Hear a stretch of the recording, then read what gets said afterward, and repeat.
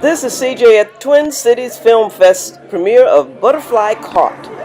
It's a thriller about three beautiful actors dealing with the rejection that is usually part and parcel of pursuing a career in Hollywood. I'm at the movie premiere's red carpet event at Showplace Icon Theaters on West End as a guest of actor Adam Ambruso, a producer of the movie who plays a cop in Butterfly Caught. The movie also stars Jake Olsen, a Minnesota native, who, like Adam, is one of the good guys in Butterfly Caught. Lately, in Hollywood and other industries, a lot of allegedly bad guys are being exposed for allegedly propositioning, sexually harassing, and sexually assaulting women and men. I said allegedly. This spate of social horror started with Ronan Farrow's blockbuster reporting for the New Yorker magazine about former Hollywood mogul Harvey Weinstein.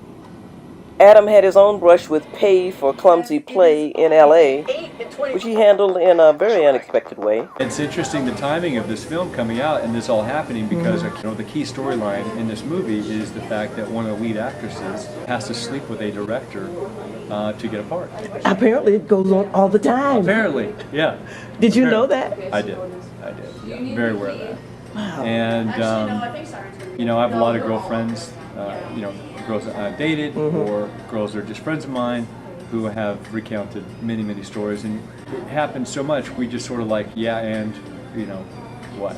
It was less about more how do we stop it, more about how do you handle that when it happens with class so that it doesn't ruin your career and so you don't end up having to sleep with the guy. Yeah, it's rampant. What's the consensus of this Toback guy? His methodology, both of them, it's so clumsy and ridiculous. I can't believe I'd ever fall for it. True. It's true. It's not only that like these guys are even suave and doing it under the radar. They're just blatant. Right. And that's what has always been disheartening for me to understand how girls will go ahead and do it anyway. And that's the part of Hollywood that I'm not proud of, and it's really been hard for me to handle, is the fact that women and men, kind of sell their soul for success. And it's something that I hold dear that I won't do. And I on set I've told a real hardcore story happened to me in the same vein with a producer who tried to sleep with me, and I've recounted that story many times because I was able to turn that around and it's been an example for a lot of people. A big producer in Hollywood early in my career asked me blatantly if I would perform some sexual acts with him in the bathroom at a very shishi hotel, and because he said he would help me out with my career. When a guy hits on a guy, it's even more flagrant hit on. I just said, no, that's not going to happen. I'll spare you the details of what he said. I said, that's not going to happen, and it led to a very odd conversation. I have a lot of gay friends in Hollywood, so I was prepared for this to happen.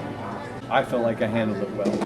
No matter what he said, I handled it with class, and I just said, I'm sorry to hear that. He started kind of emasculating me because he was mad that I wouldn't do what he said he was going to do.